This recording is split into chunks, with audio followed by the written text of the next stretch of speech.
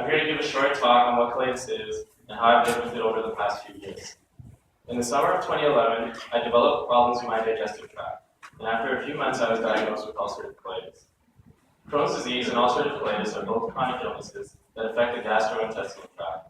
The most notable difference between the two is that colitis is only the inflammation of the colon, whereas Crohn's disease has the potential to affect any aspect of the gastrointestinal tract. Both are considered invisible diseases, since you cannot tell who has them by looking. Both have no known cause and no cure. I'll spare everyone the details of the symptoms. I think it's enough to say it involves a lot of pain, a lot of discomfort, and a lot of running to the washroom.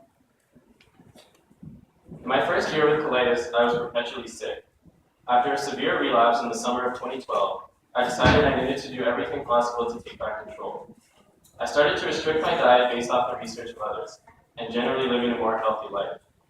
In an attempt to put the weight back on that I had lost, I started strength training with a club on campus. There I was introduced into the sport of powerlifting, which brings me to where I am today. Powerlifting involves performing a barbell squat, a bench press, and a deadlift, all done for 3 attempts, with the summation of the best attempts being your total. This is used kind of as a score in powerlifting. I competed in powerlifting for about a year and a half before I noticed the potential of what I was doing. My coach and I came up with kilos for colitis. This past November, I ran a fundraiser with that name that saw $770 go to Crohn's and Colitis Canada. Each fall, I will hold this fundraiser, committing to donate 50 cents of my total to Crohn's and Colitis Canada, and making an open invitation for others to donate. The kilos for colitis has developed into my theme in powerlifting, and given it so much more meaning. My overall goal is to raise awareness, and more importantly, to show others that have colitis that they can be strong too, emotionally and physically. My methods of controlling colitis have not been perfect, but they have worked well enough for me to continue with them to this day. This past December, I experienced a severe colitis relapse. I was on co-op term last fall, so I pushed myself through work each and every day and spent every other minute lying on the couch. However, I try and take all these experiences in stride. After getting back in control in January, I got right back in the gym and started what I've called my comeback. Last December, I spent on the couch weekend ill. Next Wednesday, I will spend representing the province of Ontario at the National Powerlifting Championship. But I did not do this alone.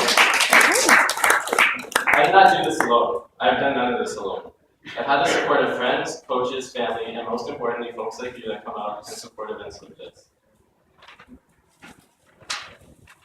As I started my fundraising and attempts to increase awareness, I became a registered volunteer of Crohn's and Colitis Canada.